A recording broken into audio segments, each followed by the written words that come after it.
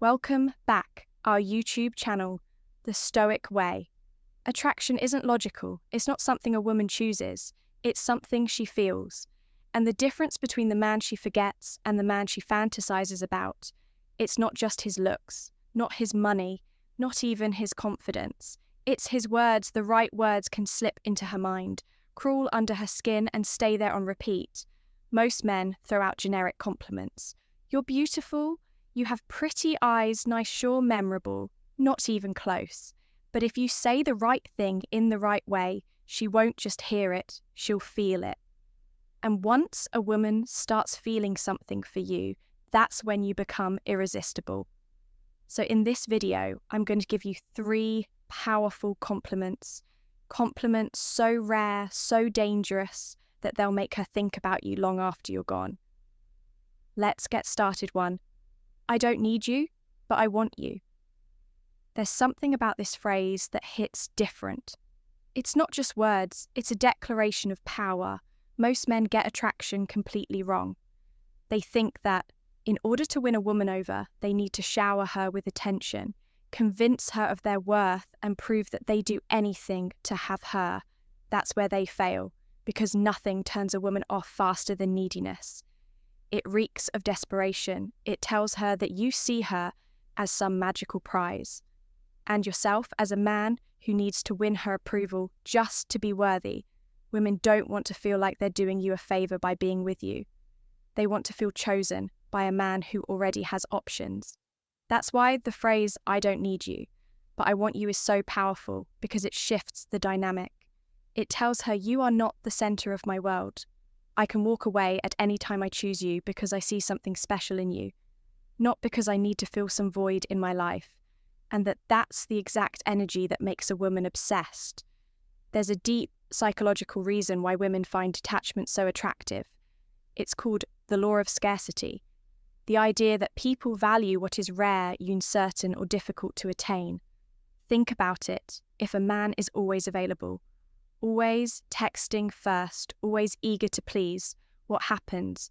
He becomes predictable, expected, boring. But if a man is confident, focused on his own life and not easily impressed, now he becomes a challenge. And women are drawn to challenges instinctively by saying, I don't need you, but I want you. You're sending a subconscious message. I'm a man who has standards. I'm not desperate for love. I don't chase, I attract. And that energy, it's magnetic. Now let's be clear, this isn't about acting like you're too cool for her. It's not about being rude, dismissive, or emotionally unavailable. That's where a lot of men go wrong. Confidence is about knowing your worth. Arrogance is about forcing others to recognize it. Big difference if you tell a woman, I don't need you, but I want you, with an arrogant smirk. She'll see right through it. She'll know you're just putting on an act. But if you say it with genuine confidence, if your actions back it up, if your life is already full of purpose, passion, and personal fulfillment, she will feel it, and that feeling is what makes her unable to resist you. The key to making this phrase work is timing and tone. You don't just blurt it out randomly, you use it in moments where she's trying to gauge where you stand. For example, if she asks, do you really like me? Instead of answering, yes, immediately, you say, I don't need you, but I want you. If she says, what do you even see in me? Instead of listing reasons like a desperate man, you say, I don't need you, but I want you. If she starts playing hard to get teasing, you testing you, this phrase instantly resets the power dynamic. It lets her know you're not afraid to walk away. You don't chase, you don't beg, and that's the exact moment she starts chasing you. 2. I bet most guys don't make you feel like this. Words have power, but not all words are created equal. Some words get ignored, some get a polite response. And then there are words that sink deep into the mind. Words that make a woman think about you long after you're gone. That's what this phrase does. It's not a compliment, it's not a question, it's something far more powerful. A suggestion when you say, I bet most guys don't make you feel like this. You're planting a thought in her mind, one that she can't help but explore. Because now she's wondering, wait, do I feel different around him? What exactly is he doing that other men don't?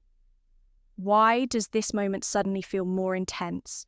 And once she starts thinking about it, she starts feeling it even more. That's the power of suggestion.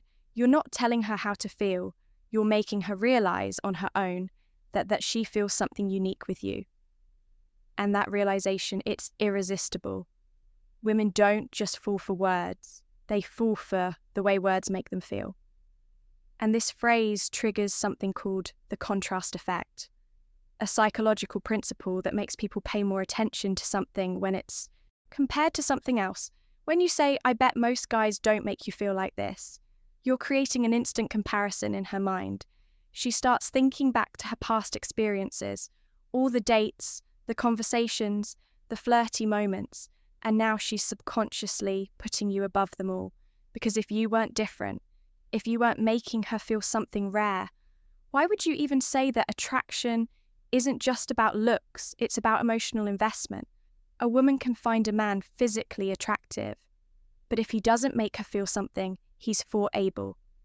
This phrase forces her to engage emotionally because once she starts thinking about how you make her feel, she's locked in now. She's analysing your words, your energy, the chemistry between you. She's feeling the difference instead of just hearing it. And that's the moment she starts wanting more. Most men rely on surface-level compliments. They tell a woman she's pretty, that she smells nice, that she has beautiful eyes. That's why this phrase is so different. It doesn't focus on her looks, it focuses on her experience with you. And that's what makes it hit hard. But here's the key, you have to back it up. You can't just throw this phrase out there and expect magic. You have to actually create a moment where she feels different around you.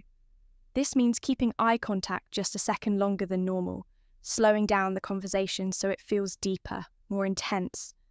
Saying this phrase at a moment where she's already feeling a spark.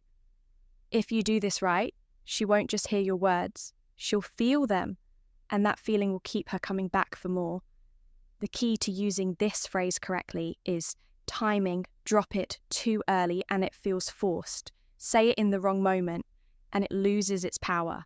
Here's when to use it after a deep conversation. If she's opening up to you, sharing personal thoughts, or laughing more than usual. This is the perfect time during a moment of chemistry. If you can feel the energy between you shifting, maybe there's some flirting, maybe she's looking at you differently, this phrase seals the deal right before you leave. Saying this phrase before ending a conversation or parting ways creates a lingering effect. She'll be thinking about it all night. But the best part, it doesn't just make her think, it makes her feel. And at the end of the day, that's what makes a woman chase you through. I know you're trouble, but I like it. There's a fine line between attraction and obsession. And this phrase, it pushes a woman right into obsession. Why? Because it plays on one of the deepest psychological drives inside a woman's mind, the desire to be wanted, but not easily controlled. Most guys make the mistake of being too agreeable.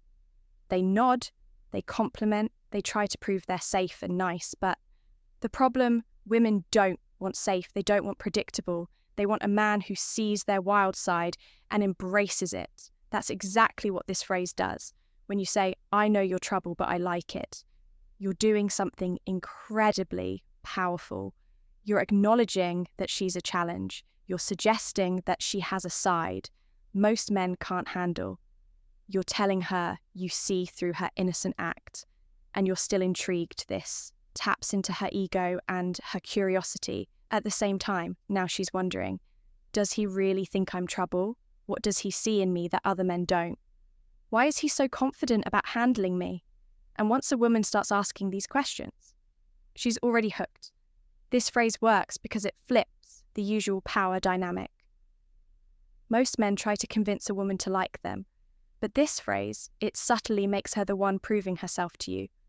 Instead of chasing her approval, you're making her wonder if she can handle you instead of playing it safe. You're creating a sense of danger and excitement instead of being just another guy. You're now the man she wants to impress. It's flirtation, challenge, and intrigue, all in one sentence. There's a psychological principle at play here called reactant theory. It states that when people feel like they're being categorized or limited in some way, they instinctively push back by calling her trouble. You're subtly challenging her identity. Now, she has to prove herself to you. She'll start teasing you back.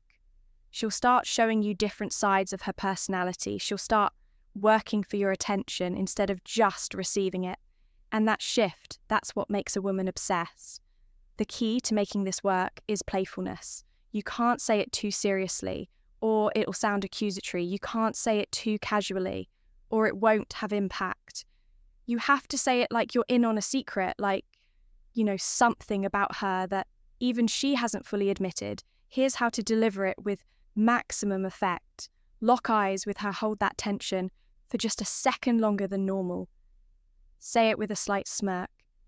Keep it subtle, like you're letting her in on a mystery. Pause after "I know your trouble." Let her brain fill in the blanks before you add, "but I like it done." Right? This phrase will send a spark down her spine. She'll laugh, she'll playfully deny it, she'll lean in closer without realizing it.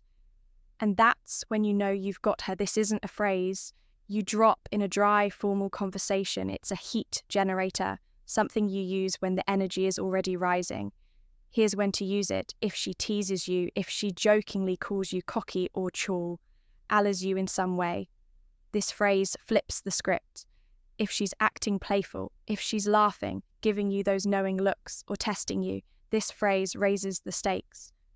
If you feel the chemistry building when the conversation is getting flirty and fun, dropping this line cranks up the tension. Instantly, the moment you say it, she won't just see you as another guy. She'll see you as the one who can actually handle her. And that's a turn on. She won't be able to resist top of form. So use these words wisely, deliver them with confidence, and watch as she starts chasing you. This is Stoic Guide, helping you master the art of attraction with the power of psychology.